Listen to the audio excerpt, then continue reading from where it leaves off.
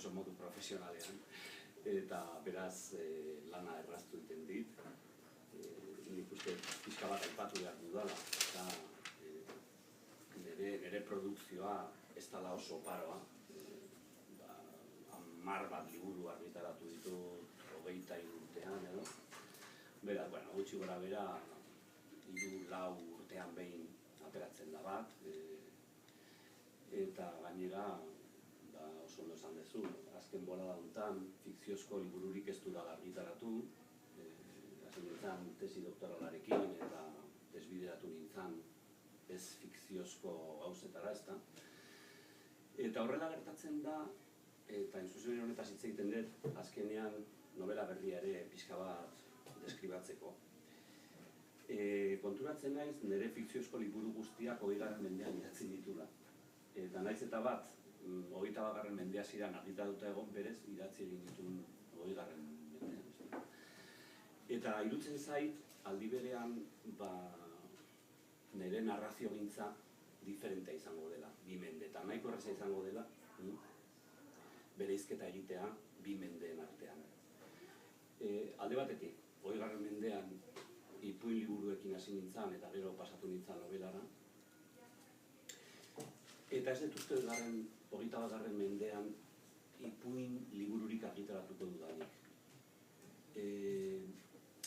Ipuin gutxi irakurtzen ditut, ez dut bat ere idazten. Ipuina guzti zaizkit eta adibidez euskeraz argitaratzen diren asko eta asko ondo daude, oso ona dira. Iban Zalduarenak, adibidez, asko zaizkit. Baina, erderaz baterako baina ez ditut irakurtzen. Eta ez ditut idazten. Orduan, ez dut 21. mendean novelak idatziko ditudala. Eta novela horiek ez direla izango 20. mendean argitaratuak bezalakoak. Garai hartan, ez dakit oraindik ere novela modernoaren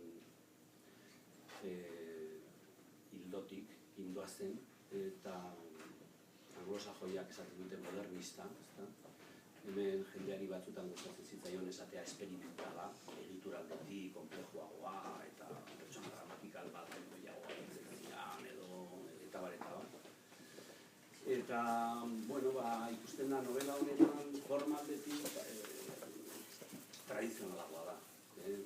Denbora kronologikoki lineala gertzen da, eta 3. pertsona gramatikalean eta lehen aldian dago idatzia.